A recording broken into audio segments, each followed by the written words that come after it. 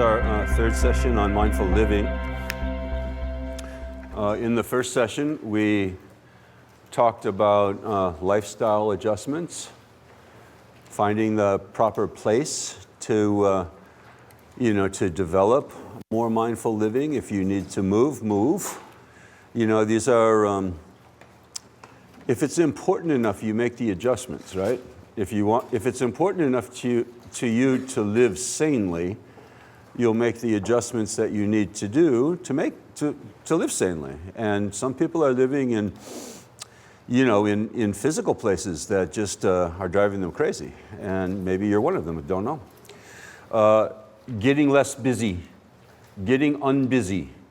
And this is hard for all of us. We are living in a time where we think that busyness is a virtue in and of itself. And it is not. First of all, it depends what you're busy doing. And second of all, it depends on how you're doing it. And if you're doing it with all just stressed out and with like a chicken with its head cut off, well, that's not virtuous at all. And it's not doing anyone any good. It's just driving you crazy again. So busyness, just staying busy all the time, has never been in the spiritual traditions thought to be some kind of virtue. It's a virtue only in the kind of madcap society that we live in today. And you can check and see if you're susceptible to this. I usually joke with the yoga students when I teach in yoga classes that a yogi should be practicing being unbusy, so that when somebody calls you up on the phone and says, what are you doing? You should say, nothing, not much. I'm a yogi. I don't do much. I sit, move my body around, meditate, don't do much. And you can hear what, you're laughing because, we're embarrassed to say that because people then sort of judge us and say, whoa, you must not be living a worthwhile life if you're not doing much. And and then they'll go on, and maybe you've done the same thing when people ask you, how are you or what are you doing, to talk for 15, 20 minutes about how busy they are. And I'm going here, got to do this and got to do that, really what's the bottom line of that message? What are they trying to convey? See how important I am, you see? See how worthwhile my life is, I'm just busy all the time. And that's a big mistake, just a, bad view. So, and less communication. Stop seeing so many people all the time, it says in the text, right? Stop hanging out with people all the time. And that means both physically and nowadays virtually. And learn to be alone and quiet. And if you have a hard time with that, there are people who sort of are repelled by the idea of being alone. And by the way, being alone and lonely are two different things. Solitude and loneliness are quite different. So, if you're a person who has this kind of resistance to being alone, well, who is it that you don't want to be with? And that's a sort of a sign that, you need to do some work getting to know yourself, and liking yourself more. So unplugging, stop texting all the time, get control of the communications. These are just survival tips nowadays, let alone mindfulness, just survival is kind of taking control of all that. So these kinds of tips that we talked about 2 nights ago on how to live a lifestyle more conducive to mindfulness. And probably the most important of those tips was to live a good, clean, moral life. And no one in this room is unclear on what morality is now. We've gone through it many different times from many different angles, right? And if you can't remember the 10 of this and the 12, 20, there was 20, I think, from the Hatha Yoga Pradipika, right? Do unto others as you'd have them do unto you. Do not do unto others as you would not have them do unto you. I mean, that's all you need to know. That's just bottom line. And all the rest is just the details.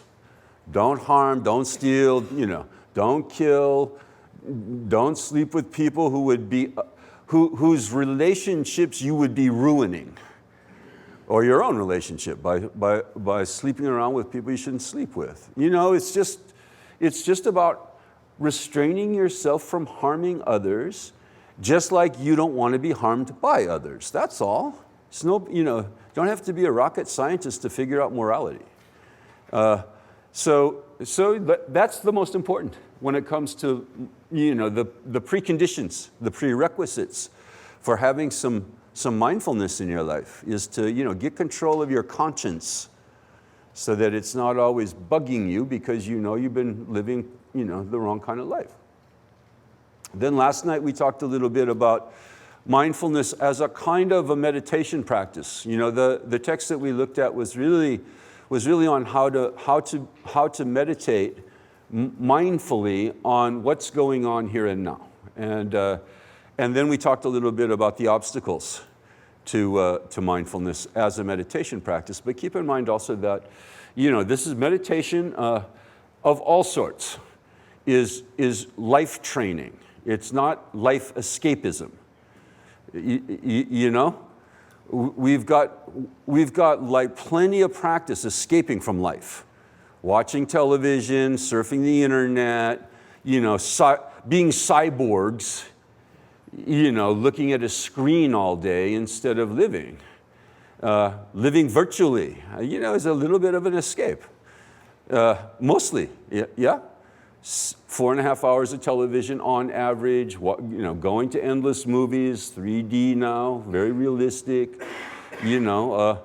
And so we don't need any more help with escapism. We need some help of, like, you know, confronting reality, living in reality. So meditation of all sorts is meant to do that. And if it isn't doing that, it's not much worth, okay? If it's just taking you off into some daydream, you know, and you can call it whatever you want. You can put Sanskrit names on it.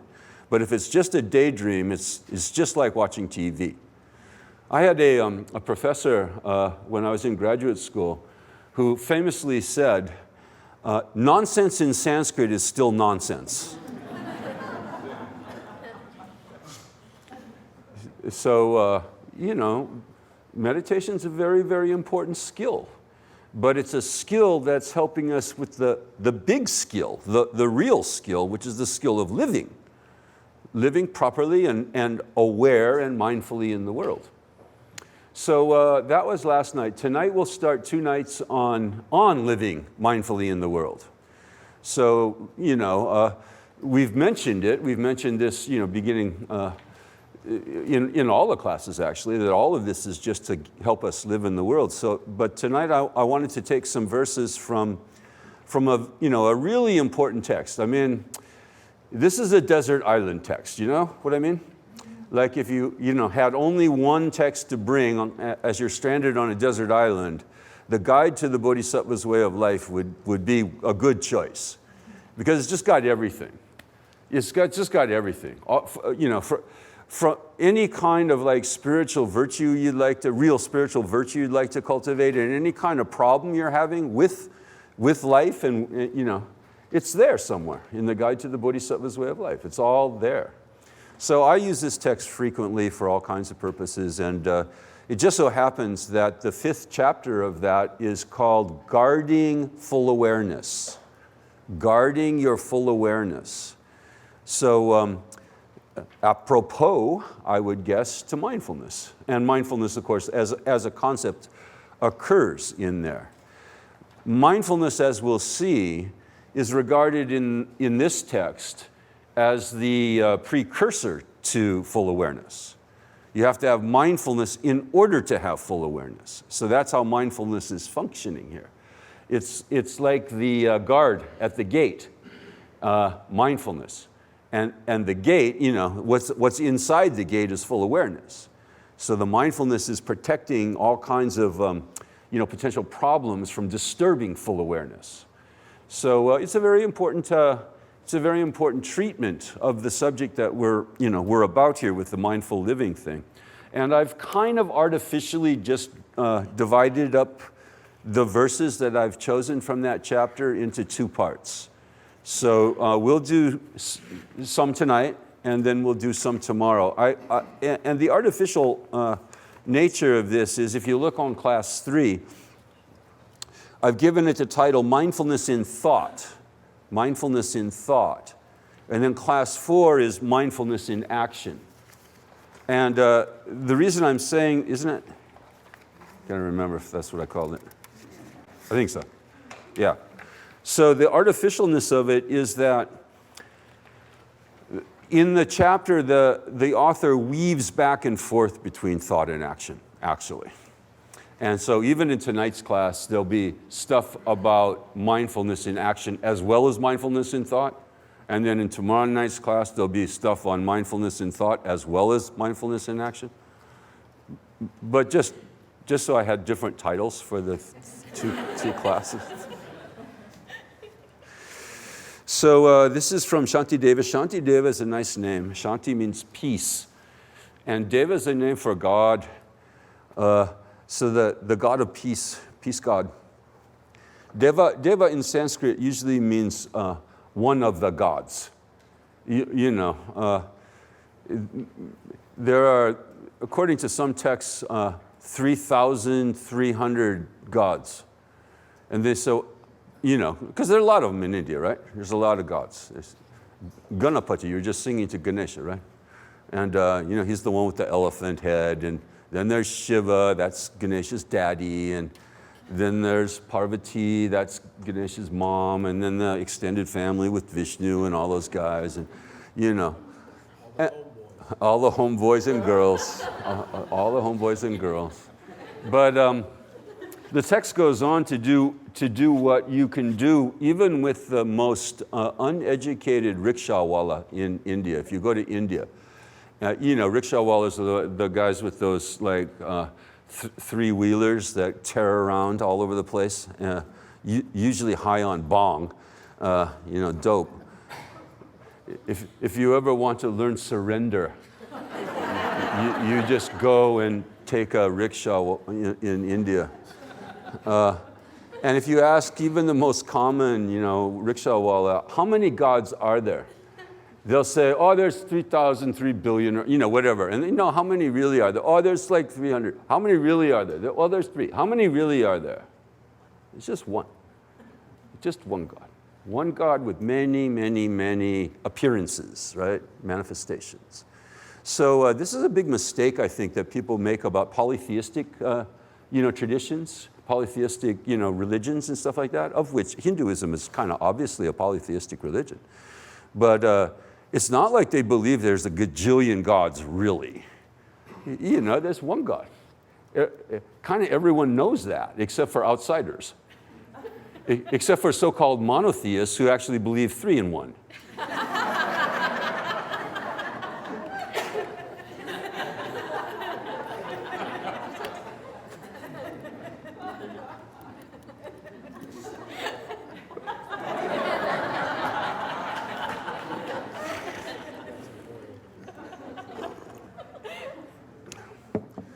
So the deity that represents Shanti, the manifestation of God that is Shanti, is peace. And that's one manifestation of God. That's a nice name, Shanti Deva.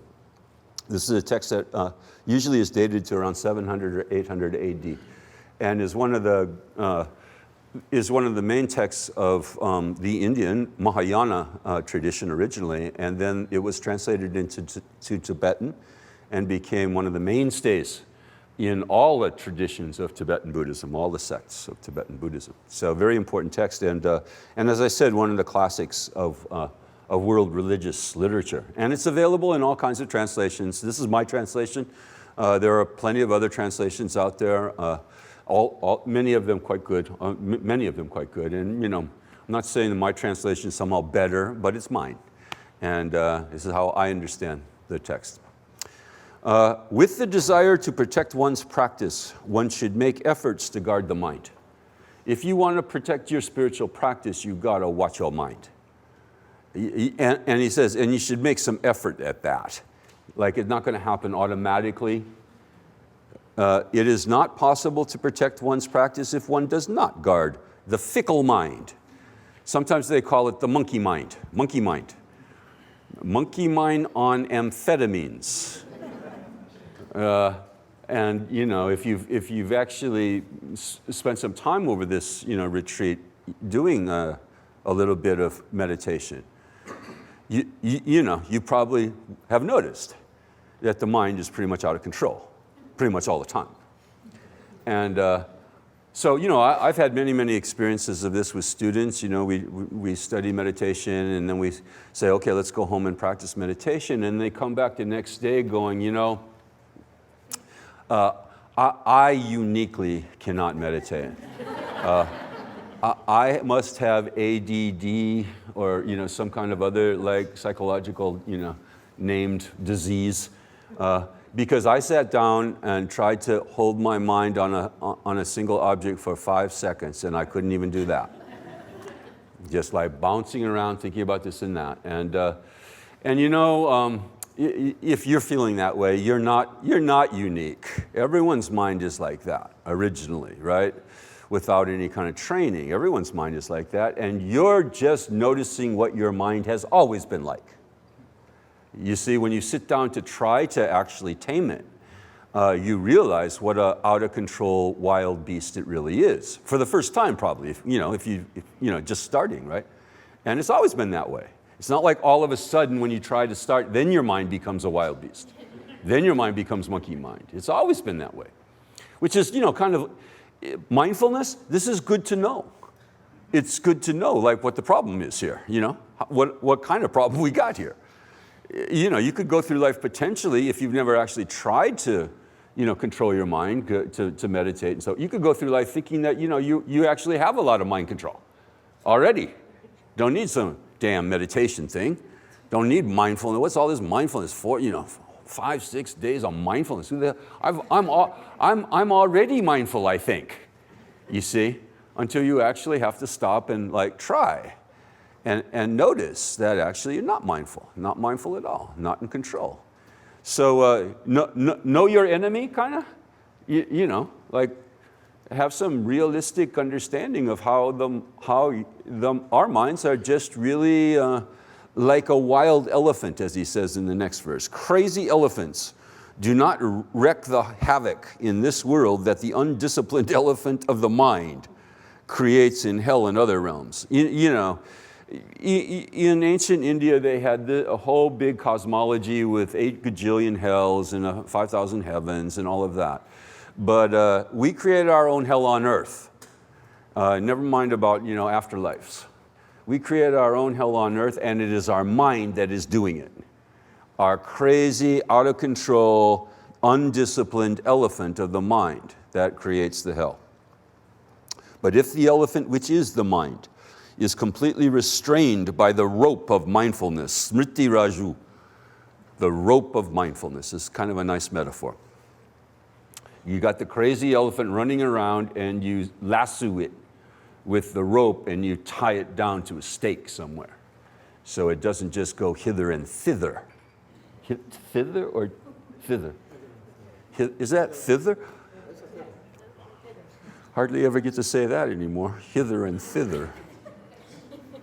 Crazy elephants do not wreak the havoc in this world that the undisciplined elephant of the mind creates in hell and other realms. But if the elephant, which is the mind, is completely restrained by the rope of mindfulness, then all fear vanishes and complete well-being arrives. You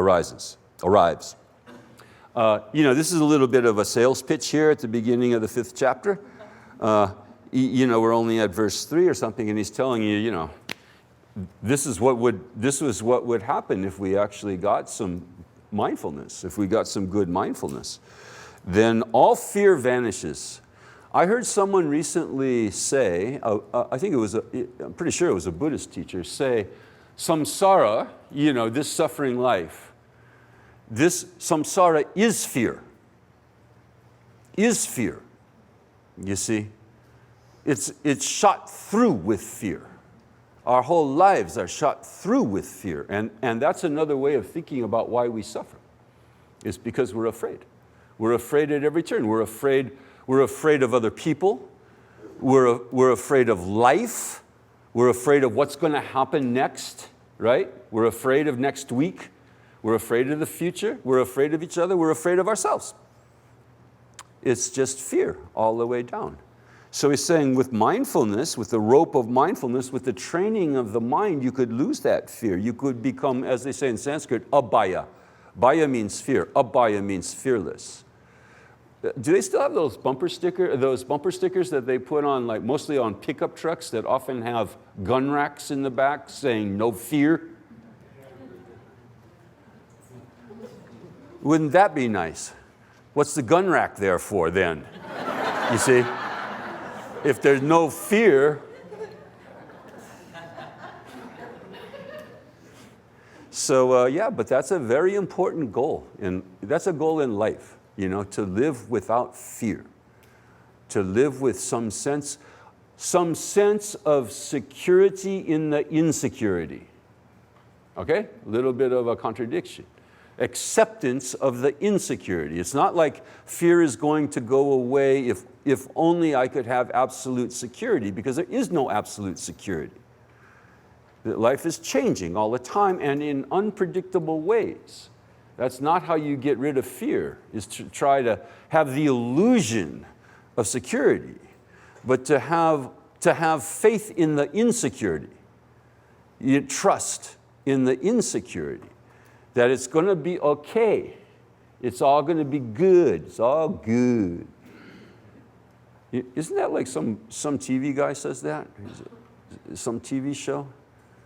Anyway, it's just my own private joke.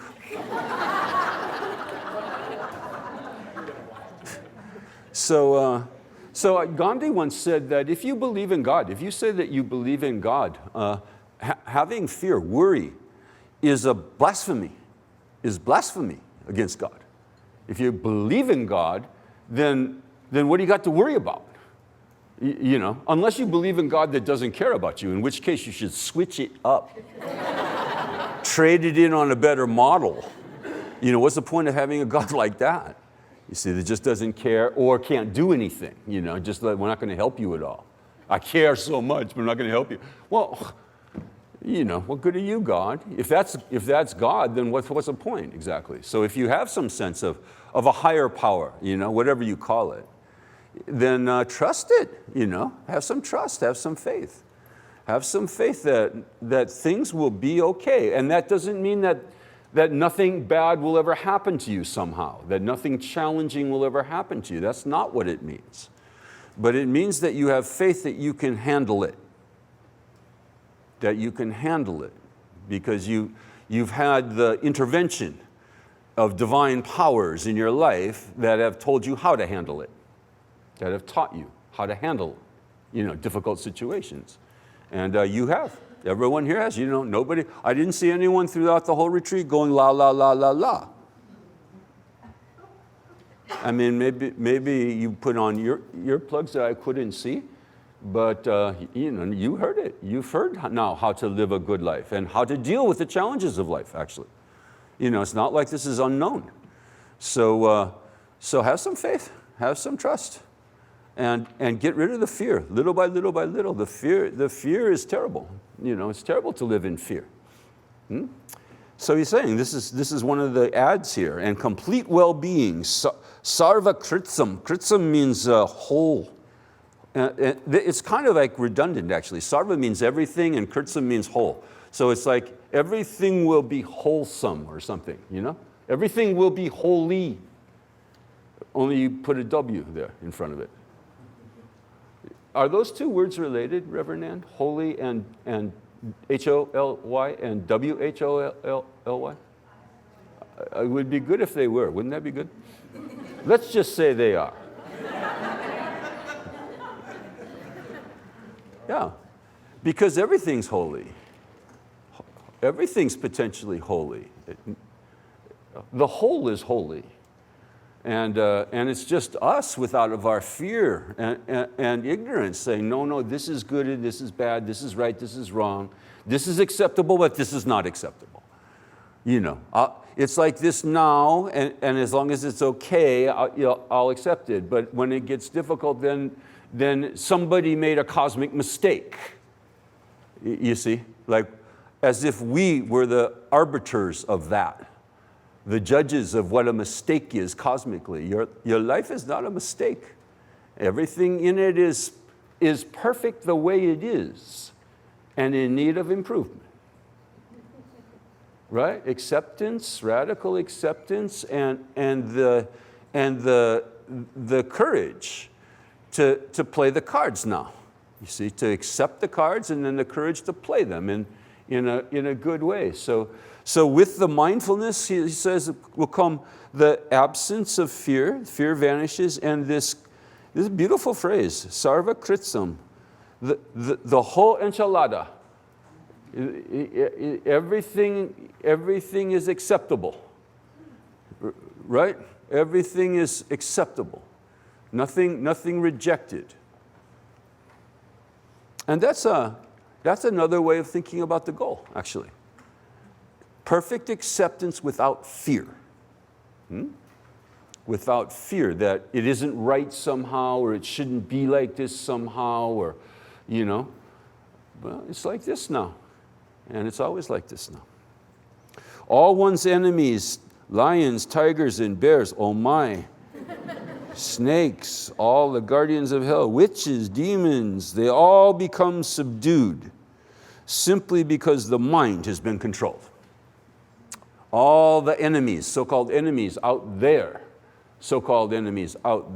are all controlled when you subdue your mind. There are no enemies out there as enemies, you see. This is just a label. It's just an understanding. It's just fear. Fear of others. And he's rounded up the suspects here in ancient India. Tigers. If you meet a tiger or a lion or an elephant or a bear or a poisonous snake as you're walking around out there in the jungle, or even outside in the outskirts of your village, it's no joke. It's fearful.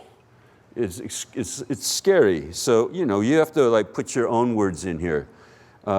Terrorists. There aren't any communists anymore, are there?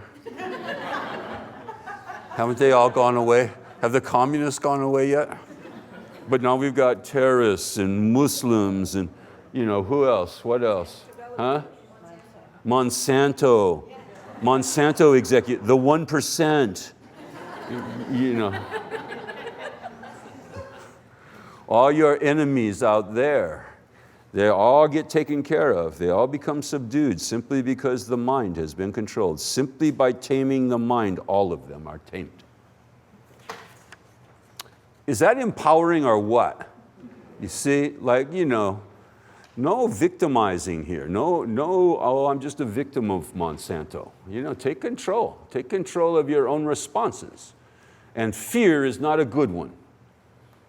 Someone wrote me an email just as the retreat was beginning, saying, I don't know, she was reporting some factoid. Maybe it's not a factoid, I don't know. I haven't heard about it from anyone else but her, that some nuclear reactor is leaking in Japan into the ocean. Yeah, okay, yeah. And spreading out and everywhere, and it's hitting Australia apparently, everywhere. And, well, what should we do about that? Well, what do you think you should do about that? What can you do about that? Exactly. You see? What can you do about that except for get your knickers in a twist about it and feel fearful? Do what you can do in life.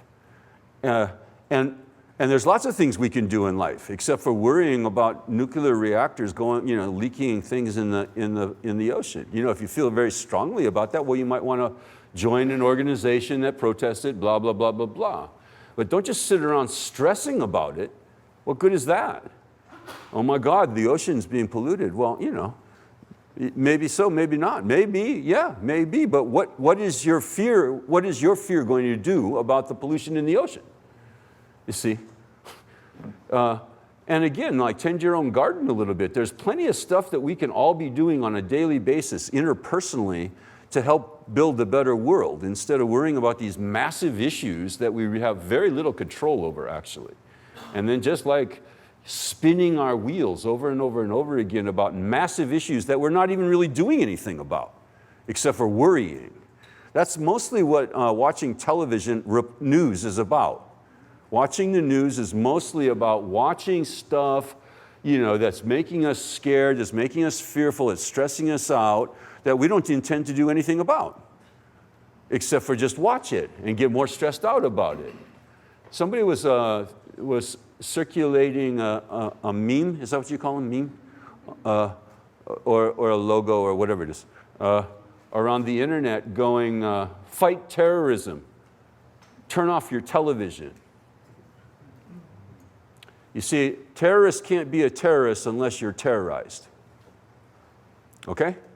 They can bomb buildings, they can do all kinds of stuff, but unless you're terrorized, they can't be a terrorist. And so if you really want to let the terrorists win, get terrorized, because that's exactly what their goal is. The goal is to get everyone like all fearful. So fearful that, we start sacrificing our liberties and, worry about like other people on the subway and, all kinds of stuff happens. So just take control. This is the ancient teaching here, is if you want to take control of your fear of the so-called enemies outside, get control of your mind. That's why the one who speaks the truth said, that'd be the Buddha, the one who speaks the truth, all fears and immeasurable suffering are due to the mind alone. What else would they be due to? You see, how else could it happen that you are afraid? Except for your mind allows you to be afraid. Your mind is afraid. Who so laboriously devised the weapons in hell? Who laid the burning floor? And where'd those temptresses come from anyway?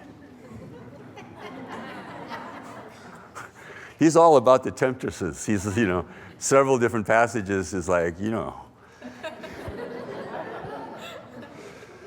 The sage declared that all of that has arisen from the evil mind, papachitta, from your evil mind, from your evil mind. Papa is a word that, I don't generally translate as evil, but negative. The whole concept of evil is probably different in the West than it was in India, ancient. But sometimes it's good to pull it out. Our minds are evil sometimes. And if you really want to find where evil is, it's not outside of ourselves. It's not, among terrorists in Pakistan or Afghanistan. That's not where evil is. Evil is that part of your mind that doesn't want to be happy. That's where the devil is. The part of your mind that says, no, you should be afraid. You should be stressed out.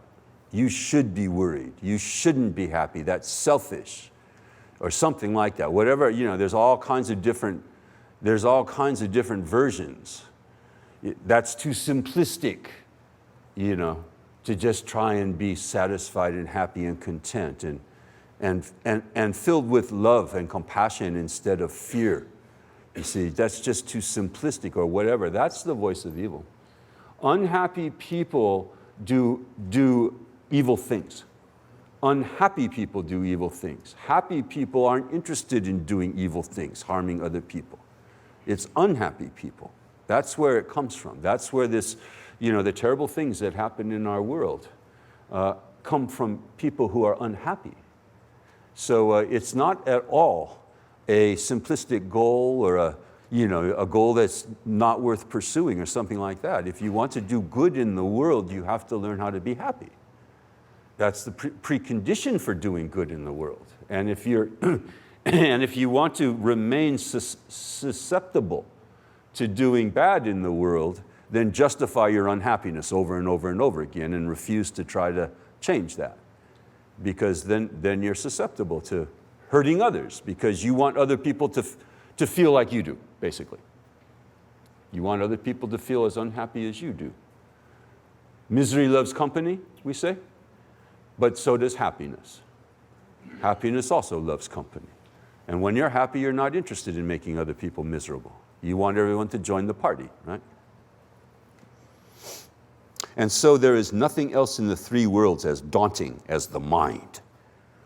three worlds are, the different understandings. This realm and then other sort of more subtler realms. Doesn't really matter. Nothing in the universe, you could say. Nothing in the universe, there is nothing else in the universe as daunting as the mind. So you see those little dots there, those little stars, means we'll skip a couple of verses now. And so, although I am unable to exercise control over external phenomena, I will restrain my own mind. What else do I need to dominate? This one I think everyone should cut out and put on their refrigerator. and this is, I'll go through it a little bit with you to know that this is exactly what he's saying. He's talking about bahya, bhava. Bahya means outside, external. Bhava means, phenomena, what's going on. Although I am unable to exercise control over external phenomena. Is anyone unclear that that's the case in your life? How many more years do you need to live to realize that you are unable to control external phenomena? If you were able to do that, you would be a lot better at it than you are now. Okay? So you can call it anything you want. You can call it karma, you can call it fate, you can call it God's will or whatever, but we're not in charge of what's happening to us externally, with the external conditions of our lives. Some people get I'll talk about it more on Monday night at the UU church. I always like to say UU church, UU. The UU church. About how karma really works. And because it's really important for people who have learned a little bit about karma to be disabused of how karma doesn't work. Karma isn't just another way to micromanage the universe. We've been trying to do that our whole lives, trying to adjust things, make other people say and do the things that we want them to do, make the job, work out, make the boss different, make our lives different, like control and micromanaging everything. And then people learn about karma and they say, oh, now I can do it, I'll just call it karma. So I'll be nice to the brother-in-law that's driving me crazy, and then I'll make him into someone else through the magical power of karma, and then you wait, oftentimes like a long time, and the brother-in-law doesn't really change that much, right? And then you go, well, wait, maybe karma doesn't work now. Karma does work, but you have to understand how it works. First of all, in the Orthodox Buddhist texts, they say that the karmic fruit of an action, the karmic result of an action, can ripen in one of three times. Can ripen in this life and any time in this life. Like possibly next week, possibly in 50 years from now. And that's only the first time it can ripen. The second time is in any life after this, in the next life after this. And the third one is in any lifetime after that. Okay? So when karma ripens is really unknowable to you. Unknowable to, and then they secondly say, this is just the Orthodox Buddhist position actually. The second thing they say is the subtle workings of karma are known only to the Buddhas, only to omniscient beings. So to go around saying, well, I did this and I got that from it, you're impersonating a Buddha. You're impersonating a person who's supposed to know everything, omniscient being. So I'll tell you a little joke about karma, and then I'll move on, because I'll have more to say probably on Monday at the UU. So this guy, let's call him George. He goes to heaven and goes through the pearly gates of heaven, walks on those golden streets of heaven, and he meets God. And he's pretty impressed by heaven. And so he says, God, this is very impressive up here. This is far way different than Earth, Really, really different, really amazing up here. He says, how long is 100 years in God time? So different in everything. How long? And God says, 1 moment. 1 minute. 1 minute of God time is 100 years in human time. Have you heard this one yet? And the guy goes, whoa, that's very impressive. That's way different than on Earth. And then he says, and how much is $1 million in God economy? And God goes, 1 cent. 1 cent is worth $1 million human dollars. And George is very impressed by this too. But he has the presence of mind to say before he leaves, God, could I have one of those God pennies to take back with me? And God goes, sure. Wait a minute.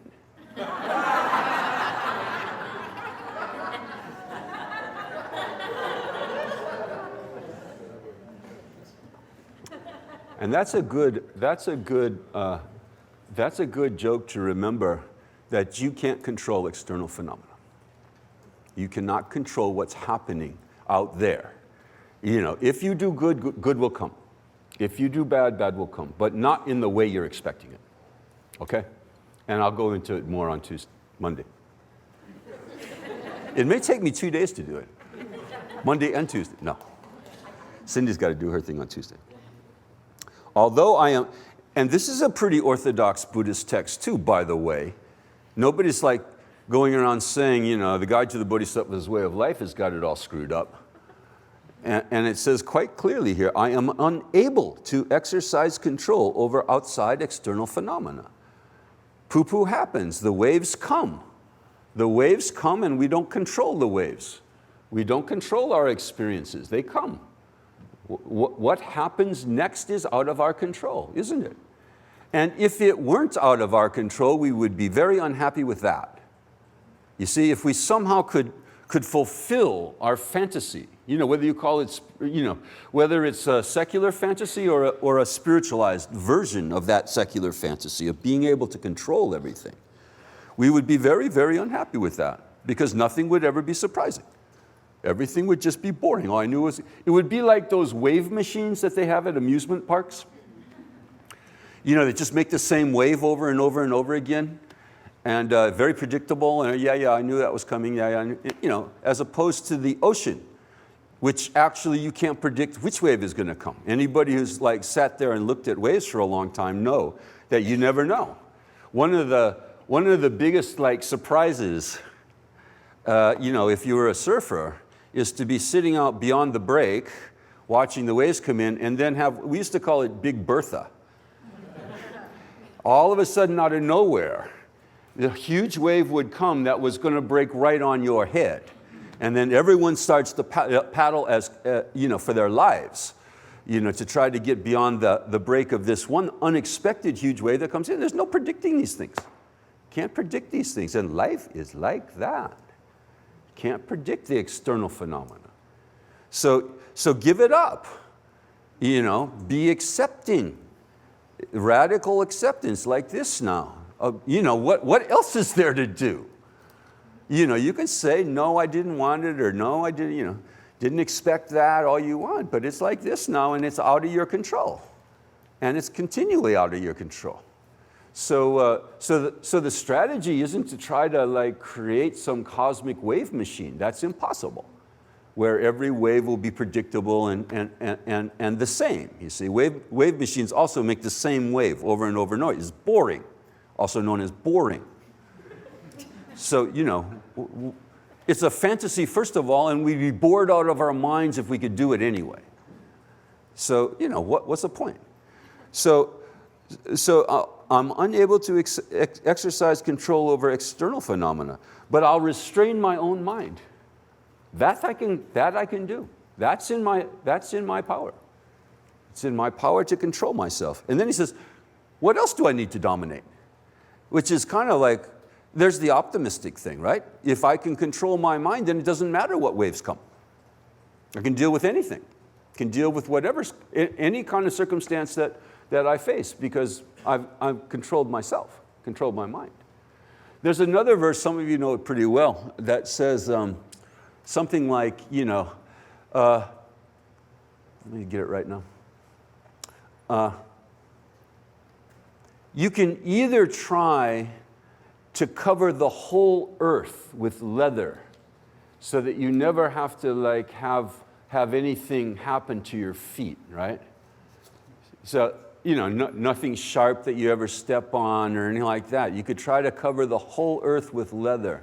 Or you could just put on some shoes. You see, you can't change the whole world. Can't cover it all with leather, but you can put on some walking shoes. Put on some walking shoes, and then you can walk anywhere. See? Even when acted upon or voiced, if one's thought is dim-witted, munda means stupid, there will be no results, such as obtaining a high birth, etc., which come about solely through a mind that has intensity. So here he's giving another kind of like ad for why we should be mindful. Ekaka means one. Intensity means you're one-pointed on what's happening now. The all-knowing one, that'd be the Buddha again, has said that all recitations of mantras and acts of austerities, japas tapas. Japas means mantra recitation and tapas means austerities. All recitations of mantras and acts of austerities, even if done over a long period of time, dirgha kala, like it says in the Yoga Sutra. Even if you do these things for a long, long time, make prayers, make offerings, do all kinds of stuff, religious stuff, are just useless if the mind is distracted or sluggish. If your mind isn't concentrated, it's just useless. Because all of these practices are meant to change you. They're not, and have no real other point, actually. Japas, Om Mani Padme, Om Mani Padme, Om Mani Padme, Om Mani Padme, Om Mani Padme.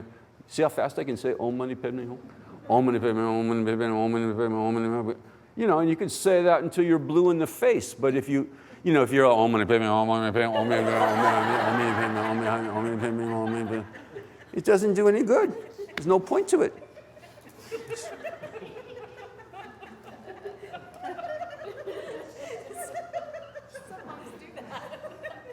A lot of loon in here, a lot of loon. If the mind is distracted or sluggish.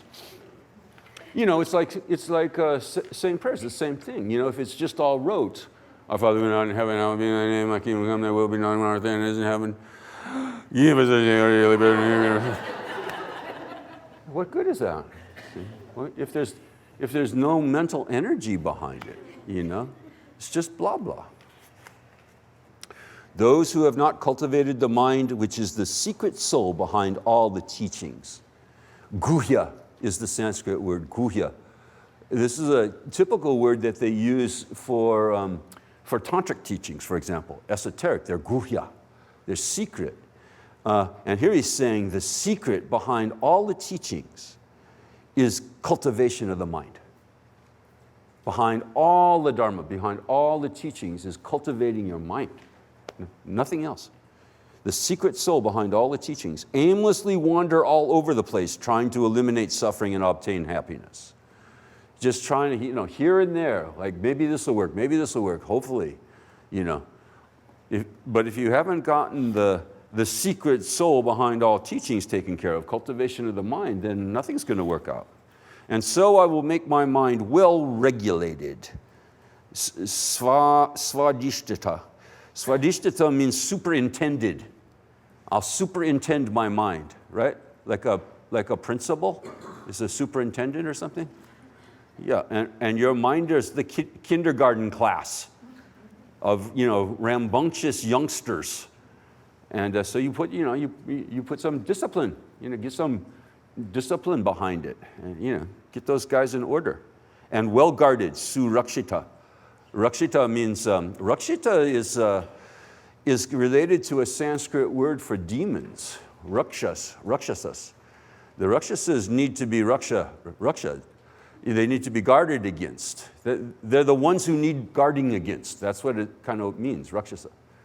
So you need to guard. And su means very much. It's an emphatic prefix. Well guarded. If I am lax about my vrata, my vow. So what vow was he talking about here? He's talking about the vow. The vow. I will try to control myself. I will try to control my mind. If I'm lax about my vow to guard the mind, what use is there in me taking many other vows? What's the point of taking, refuge vows, bodhisattva vows, all these vows, if you haven't taken the vow, if you're lax about the vow? Let my possessions, loved ones, honor, body, and livelihood all be stripped from me, but may I never lose my cheerful mind. And that's another one that you could cut out. This is your most important possession. The word in Sanskrit is kushala chitta. And kushala can also mean competent, healthy, good in general. But I chose to sort of translate it as happy. We'll be a lot more mindful if we have a happy mind to be mindful about. It's not so pleasant to be mindful about a mind that's constantly complaining and whining and unhappy, yeah, right? I entreat those who wish to guard their minds to make every effort to keep watch over their mindfulness and full awareness. Now, this is these are the two twin brothers here, twin sisters, Smriti and Samprajanya. Smriti means, remember what Smriti literally means? What? Remember what it literally?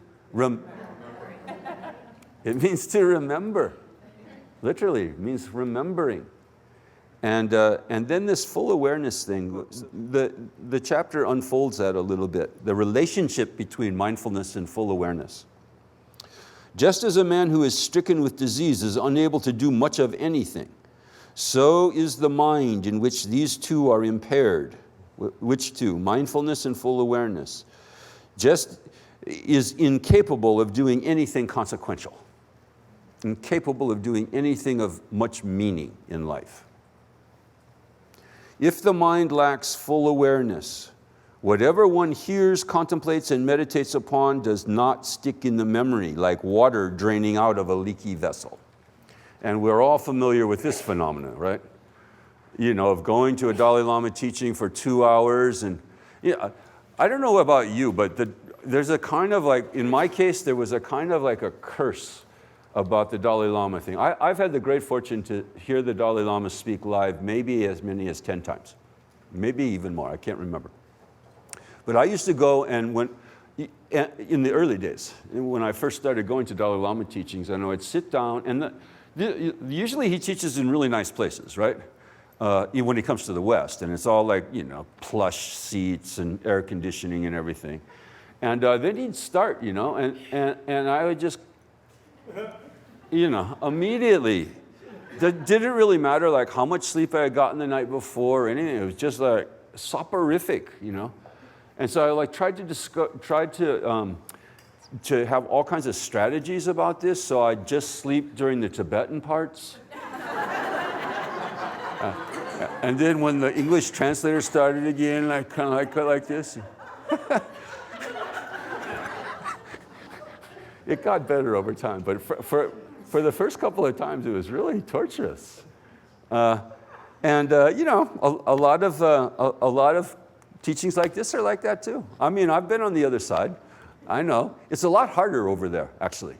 It's a lot harder. It's a lot easier to, stay more or less fully aware when you're actually having to talk.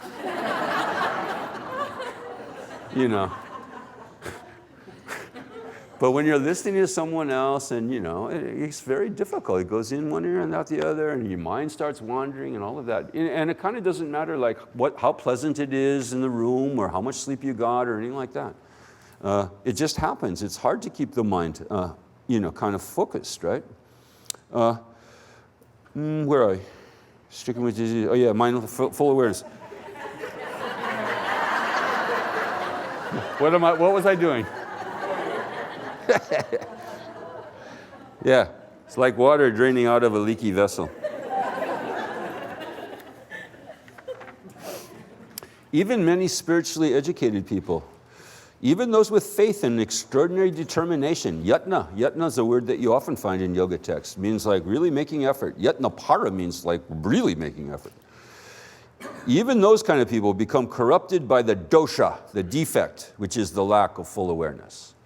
So, here he's kind of saying like, look, you can be as religious as you want.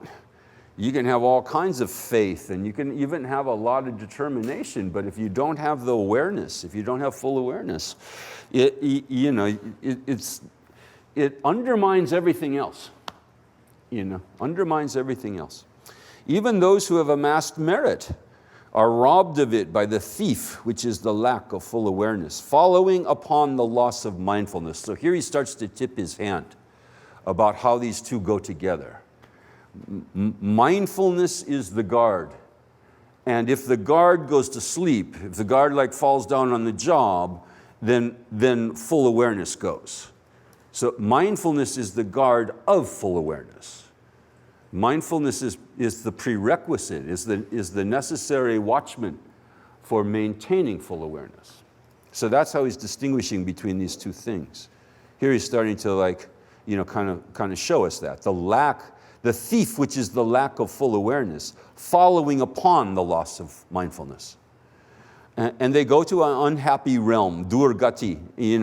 This could mean, in this context, they go to some hell realm. But it also means that you have an unhappy life. You have unhappy experiences. This gang of miscreants, the word is sangha, gang. Sangha, the sangha of Tuskara. Tuskara are thieves and robbers.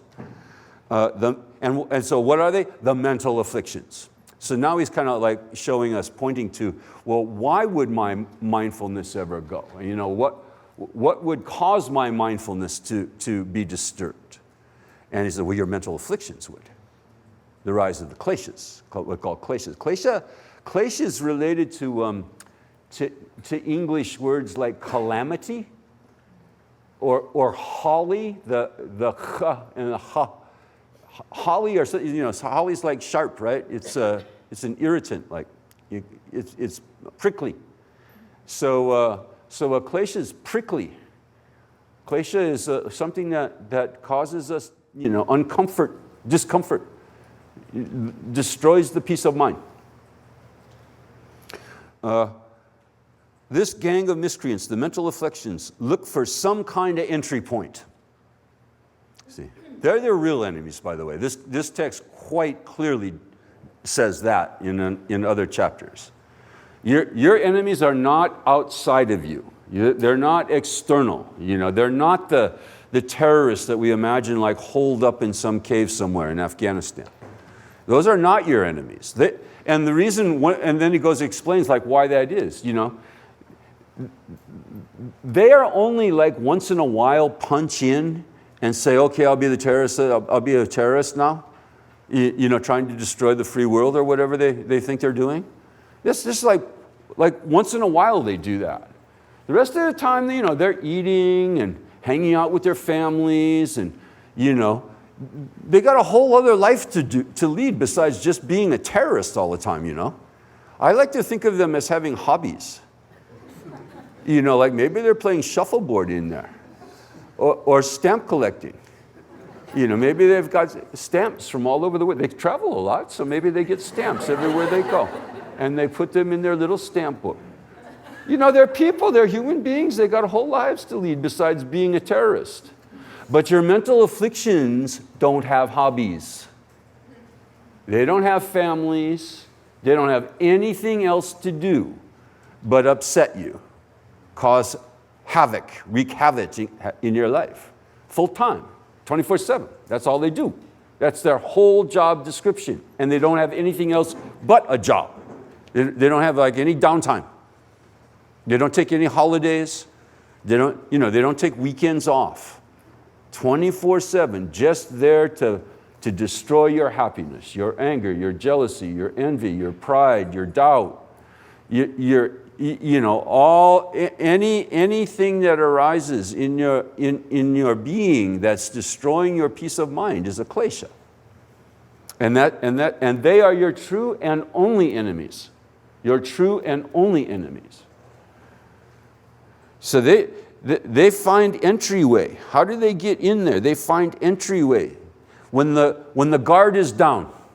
See, if the guard of mindfulness goes down, then they find a way to get in there and destroy your happiness. And so never withdraw the mindfulness from the mind's doorway. Never withdraw mindfulness from the mind's doorway. And if it should run off, it should be brought back with the full recollection of the torments of hell. So actually the full recollection here, so what he's talking about mindfulness, smriti. And then he says it should be brought back with samsmriti, with full recognition, full memory, samsmriti, of like the pain that I cause myself through the lack of mindfulness.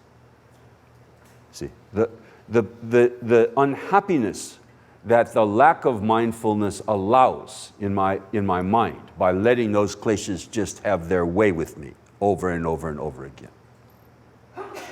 When mindfulness remains on guard at the doorway of the mind, full awareness then arrives, and once there does not again depart. So again, the relationship between mindfulness and full awareness. When mindfulness is there, memory, remembering, right? Remembering to remember, remembering to be here now, remembering not to space out. When mindfulness remains on guard, then full awareness comes. Then full awareness can arise. I should first of all always train the mind in this way. This is, and it does say that purvam, this should be the first thing that I do in a spiritual practice, is to train the mind to be mindful and fully aware. I should first of all train the mind in, and I should continuously keep it docile. Keep your mind like a trained pet. Sit, stay, roll over, like that. Like a bump on a log. This is a phrase that we'll see lots of times in this chapter. Kashta means wood, and vat means like a piece of wood. So we have that expression in English, like a bump on the log, like a piece of wood. So you should keep your mind like a piece of wood, like discussion of the body, really. Okay, so I warned you that it's not just about mindfulness of thought today, it's also about mindfulness of action. The eyes should never cast about without purpose, just like looking hither and thither. The gaze should always be downwards, as in meditation. Okay, this is a mindful nerd, okay? This is a mindful nerd kind of. But don't worry, he'll tell you not to be completely nerdy. One should occasionally look in the distance in order to rest one's eyes. Like,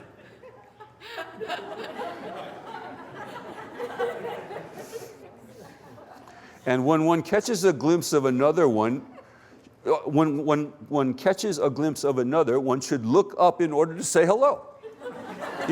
When somebody comes towards you, you should hello.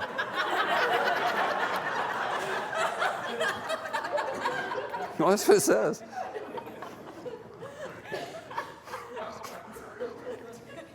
So as to remain aware of the possible dangers on the road and so forth, one should now and again look to the left and the right, forward and back. This is practical advice on, how to live, okay? Practical advice is check it out once in a while. What's happening? When pausing, one should look into the distance. And one should look behind only having turned around. So none of this.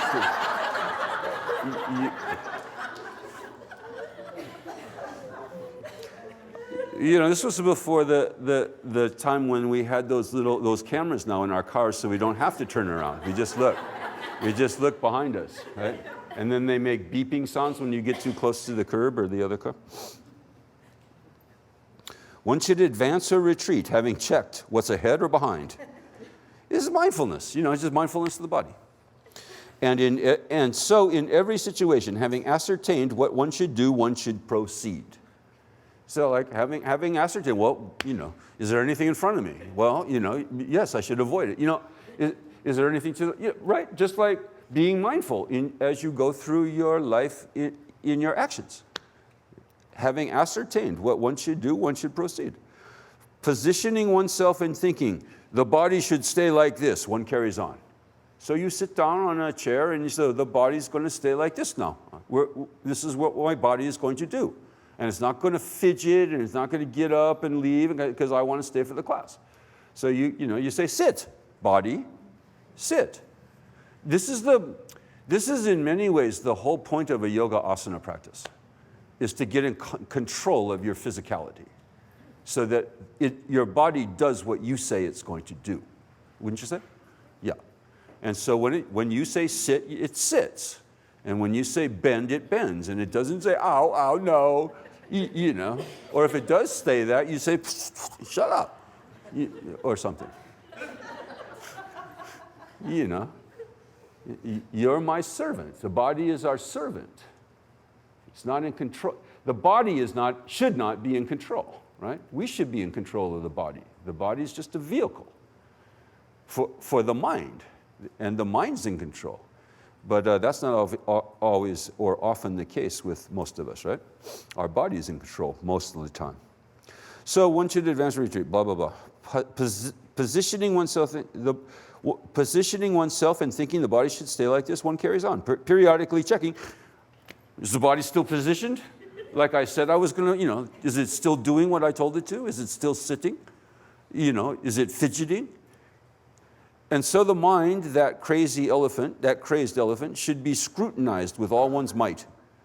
Fastened to the great stake, which is mind conditioned by dharma, I should have translated it, by the truth, by proper instruction. It does not escape. Keeping close watch on the mind, where are you taking me now? Like that. Where are you going now?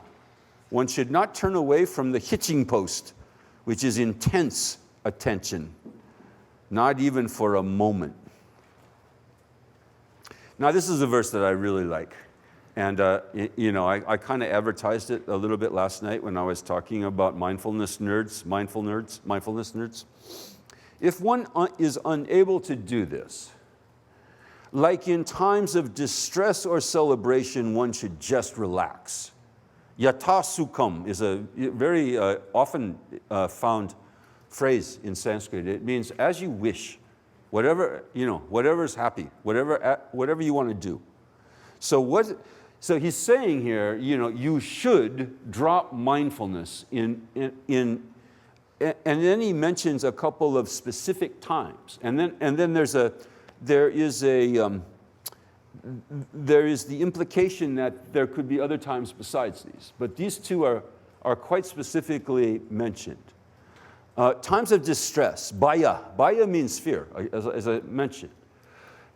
In emergencies, like if someone has just been hit by a car, you don't sit there mindfully, sort of, wondering how you're feeling about that and what your body is doing now and what thoughts have occurred about cars and hitting people. You go and help the person, right? Immediately, without thought, without mindfulness, right? Automatically, spontaneously. So in emergencies like that.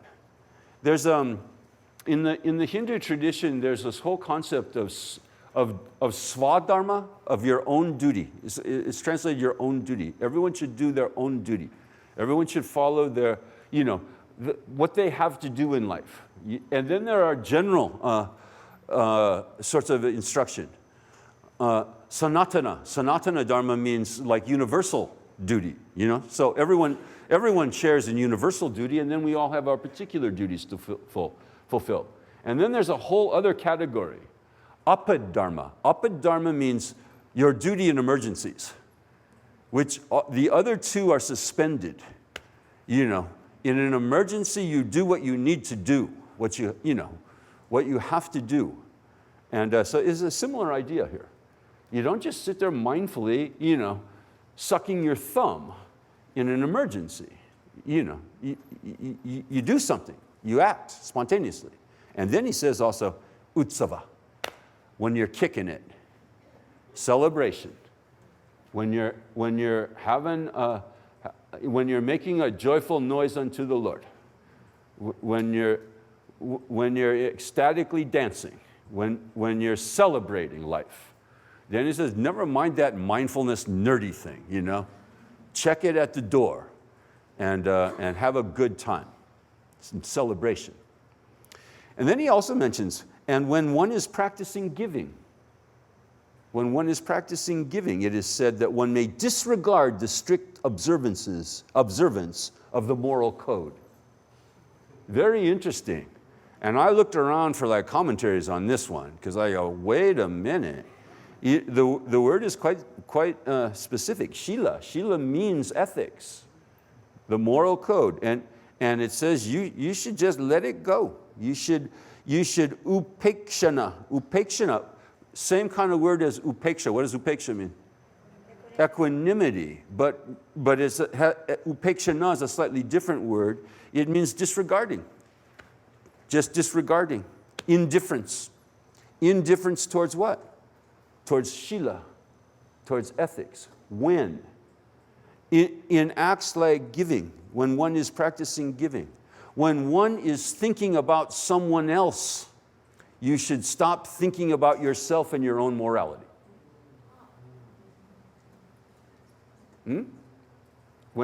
That's giving, that's generosity. Generosity is what about them? What can I do for someone else? And so you suspend the whole thing about what about me? What about me? Am I okay? Am I a good person? Am I following the rules and regulations? And you suspend all that because you're thinking about them. Altruism. Very interesting. When one becomes aware that something needs to be done, one should think of nothing else. With one's whole heart and soul dedicated to the task until it has been accomplished. This is mindfulness in action. Mindfulness in action is when there's something that needs to be done, you do it with full attention, with one's whole heart and soul dedicated to doing it as well as you can do it, right? This same kind of instruction you'll find in a text like the Bhagavad Gita. When there is something to do, when your duty calls, right? In whatever way it is in your life, you don't run away from it or say, no, I should have someone else's duty. I don't want my duty.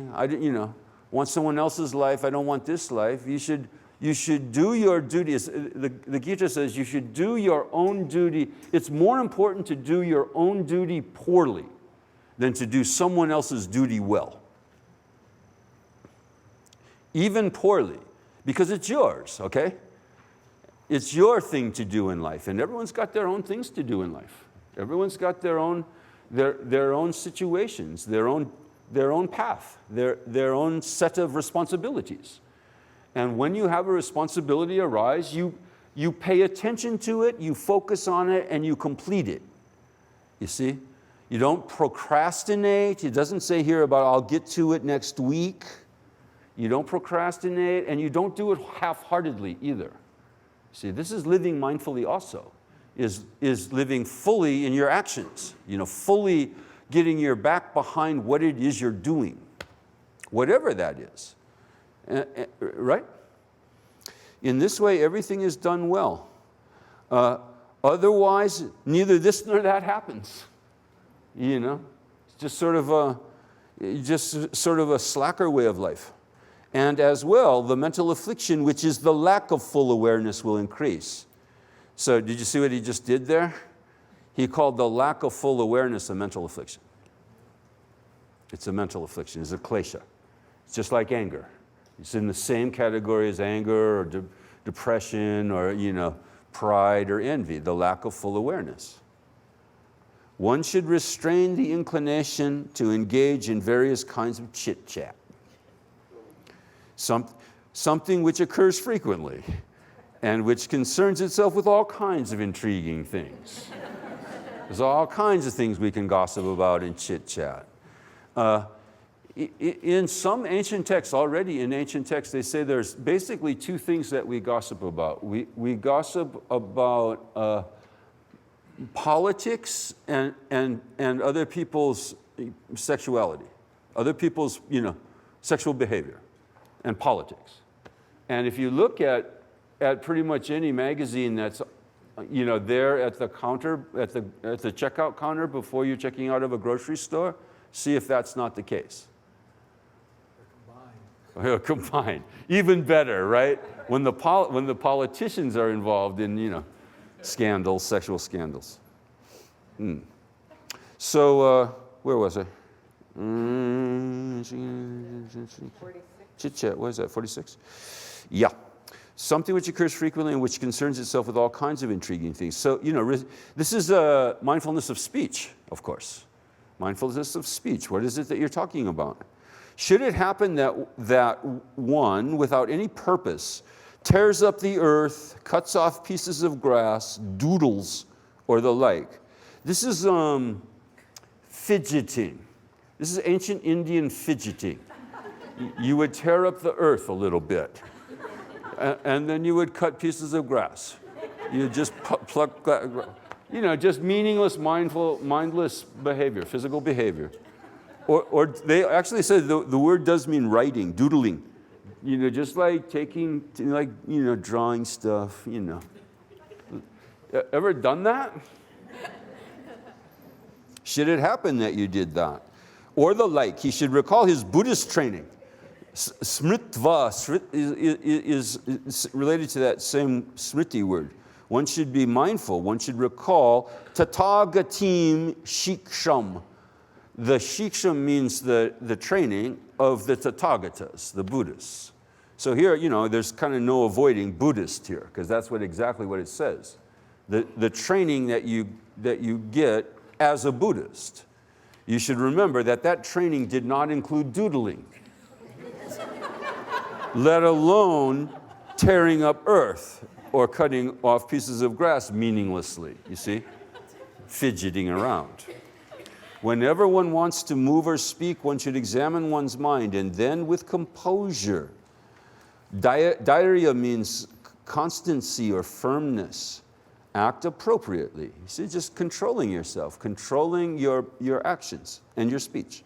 When one sees the mind becoming attracted or repulsed, desire and aversion, just over and over and over again, you find this. I want something I don't have. I don't want something I do have.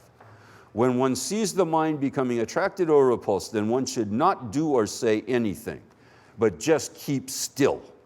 Statavyam. Statavyam means stay. Stay put. Keep still. Everybody, what is that old, there's a song by that 9-foot black model. What was her name? Grace Jones? Everybody stand still. Nobody get hurt. Nobody move. Yeah.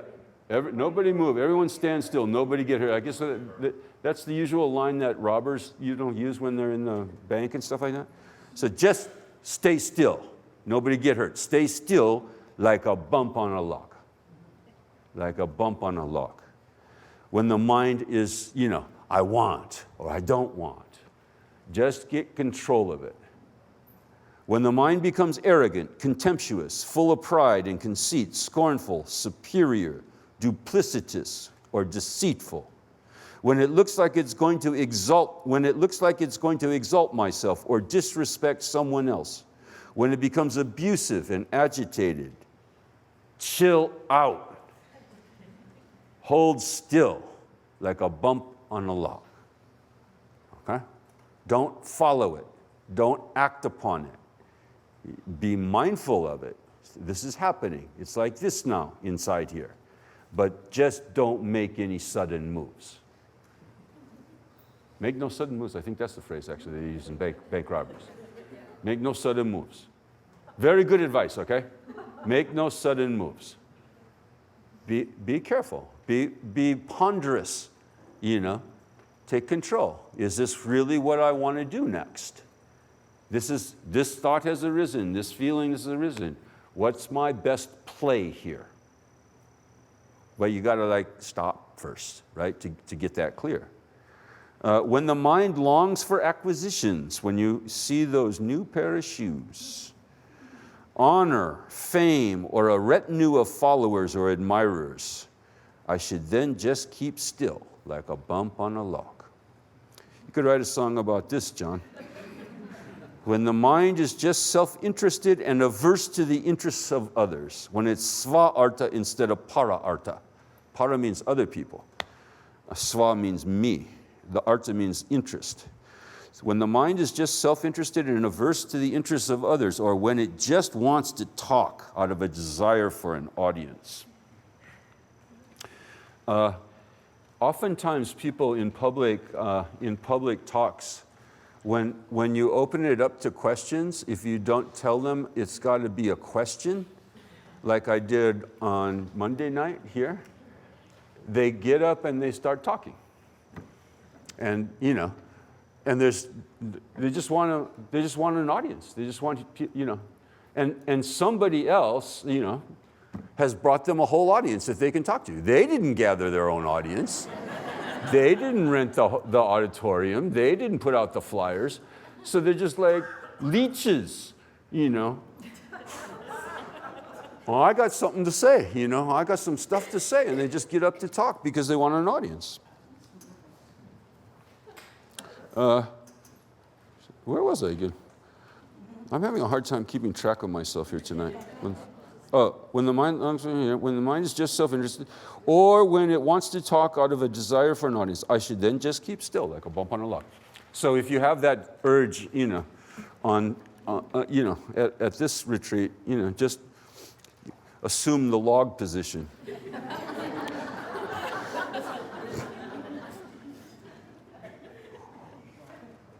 When it is impatient, slothful, paranoid, impudent, or gossipy, or when it is bent on self-aggrandizement, I should then just keep still like a bump on a log. Perceiving the mind to be troubled or uselessly engaged, a strong person should always firmly restrain it through applying the antidote. Pratipaksha is the standard Indian word, Sanskrit word for antidote. Paksha is wing. Pratipaksha is you should apply the other wing to balance things out, you see. So then the next verses seem to be talking about the antidote to all these kinds of mental states that you want to remain like a bump on a log about. So instead of having those kinds of things come to mind, maybe to bring up these things: fully resolved and completely serene, chilled out. Serene, tranquil, shamatha, whatever you want to call it, it means the same thing. At peace, chilled out. Steadfast, considerate, respectful, modest, unassuming. Peaceful, totally engaged in gratifying others, thinking about other people and what you can do for them. Undisturbed by the mutually irreconcilable desires of the spiritually immature. Bala is, again, often found to mean exactly this. Bala means child, but in this context, it means the spiritual children, the people who haven't come to a summer retreat and gotten some education. So they just have no clue. They're like kindergarteners because they haven't had any education. So what's this mutually irreconcilable desires? And that you're supposed to stay undisturbed when you see it in the spiritually immature. And what it seems to mean is that everyone wants to be happy. Everyone really does want to be happy. But the spiritually immature have no idea of how to do that. So they do exactly the opposite.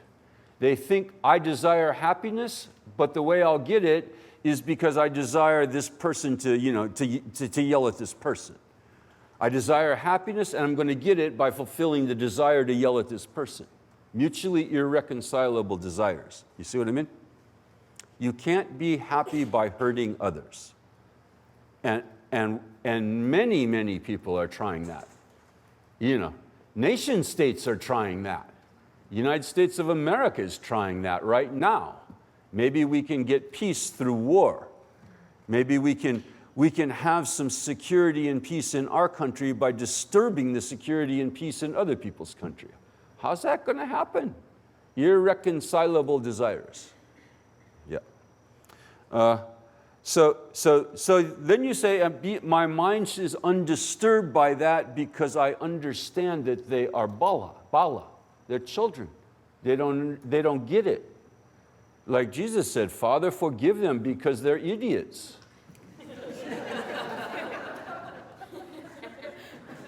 That's the new revised version. No, right? Forgive them. They don't know what they're doing. Forgive the 1%. Don't have like some big conniption fit about people that you think are, abusive to other people or greedy, et cetera, et cetera. What are they? This isn't the way to be happy. It's not the way to be happy by exploiting other people and by hoarding great deals of money. And it's not the way to be happy by like leaking nuclear stuff into the waters. They don't know. People are ignorant. We're all pretty ignorant. And then there are some people who are just like no clue. And they do exactly the thing that will hurt them in the hopes that will make them happy. You see? That's just foolishness, childlike behavior, stupidity. And the proper response to that is not anger or getting all knickers in a twist or something like that, but some compassion.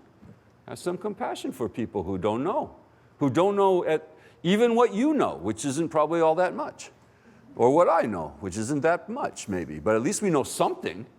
We got a little, know something. I remember when I went to India to study Sanskrit as a graduate student, and I had the great fortune of working with a great man, a great Sanskritist, who was also a great Brahmin. He was a practitioner, and so it was kind of best of both worlds to be able to work with him. And after like 9 months of daily study of Sanskrit, after 4 years in graduate school of study, he said to me one day, you know something. Now you know something. Like, which I took as a great compliment. It wasn't like you're awesome, you know everything, or you know a little something. And that's a good attitude to have as a spiritual practitioner. We don't know everything, that's for sure, but we know a little something, and we should use that to control our own lives, of course, to mold our own lives and to help other people. We know a little something, so you help other people with the something that you know, without a whole lot of arrogance and pride and goody two-shoes mentality about how awesome you are. You know a little something, and a lot of people don't even know that. And they're flailing around, out there trying to be happy, just like you, trying to live a good life, just like you are, but they have no clue on how to do it. And so, we send you out into the world on Sunday afternoon and let you loose now that you know something, a little something. Undisturbed by the mutually irreconcilable desires of the spiritually immature, but rather filled with compassion for them, knowing that this is due to the arising of the mental afflictions. They can't help themselves in a way. They really can't help themselves. Always doing those irreproachable things that are in the best interest of myself and other living beings, I will control my mind. I will be free of pride and become like a work of art. This Sanskrit is beautiful here. Nirmanam iva nirmanam darayam yesha manasam. So you see the first two words, it's a pun actually. Those are nirmanam iva means like a piece of art. Like nirmana, like in the Nirmanakaya, for those of you who know, it's the same word. Nirmanakaya means transformation. emanation or transformation. So it's another word for a piece of art. You're transforming something into something else. Nirmanam Eva. And then Nirmanam. Okay, and I'm sure that no one can hear the difference. But there's a difference between Nirmana. Listen, Nirmana and Nirmana. Those are two different N's there. One of them has a dot underneath them and one of them doesn't. It's a retroflex, Nirmana versus Nirmana. Nirmana is related to the word mana, manas. Nir means no mind. No, literally, no. And manas means the mind, nirmana means no pride. So the word for pride is related to the word for mind. Thinking that you're hotshot. Thinking that you're hotshot. So then you get mana, which is pride. Nirmana, without pride. I will become nirmana. I will become like a piece of art. Beautiful phrase. So that's a nice way to think about life, actually.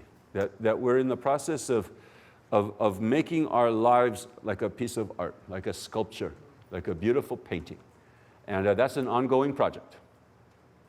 Not complete. You know something. You know little something, maybe. So, you got a few things ready. This part of the face is pretty good. So now you work on the rest of it, Staying mindful every single moment. Mukhir mukhu is a phrase in Sanskrit, moment to moment, moment by moment, instant by instant. Staying mindful every single moment, again and again. Smritva. Whenever they repeat something in Sanskrit, it means to emphasize it. Mindfully. Mukhur mukhu means every single instant, remembering. Again and again. Staying mindful every single moment, again and again, that I, after such a long time, we don't know how many births it took us to get here, but we got this one, have attained this precious life of leisure. Leisure and fortune, right? I will keep my mind as steady as Mount Meru. Mount Meru is in ancient Indian cosmology, is the mountain, the center of the world. The mountain around which everything else kind of revolves. The ultimate symbol of stability. I will keep my mind like that. Okay, so how are you going on the exercises here? Yeah, making a lot of progress on that? Some are looking like, some are maintaining mindfulness by looking down.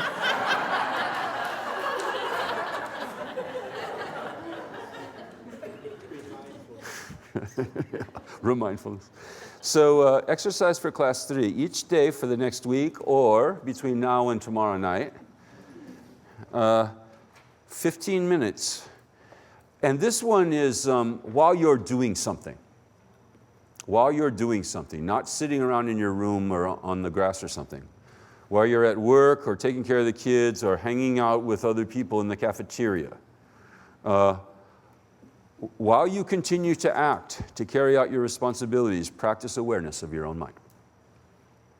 For 15 minutes, okay? So that means that you've got to carve it out. And you say like, okay, now it starts, tick, tick, tick, tick, tick.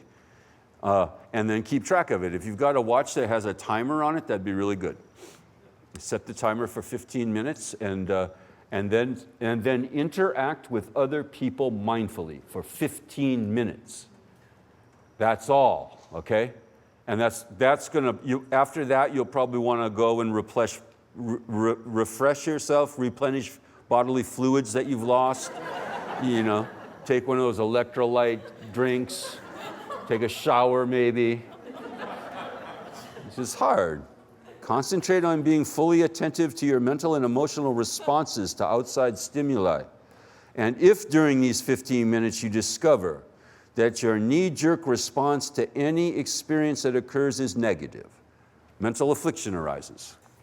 Just remain aware and observant while remaining like a bump on a log. Don't follow it. Don't follow the inclination. And just watch it. Just let it happen and watch it, but don't follow it. restraining yourself from the impulsive negative response. And then I give you a little encouragement here. It's only for 15 minutes, yo. Oh, you can do it. This is possible. 15 minutes. It may not be possible all day long, but it's possible to carve that time out and just as an exercise. And see how it goes. See how it goes. Okay.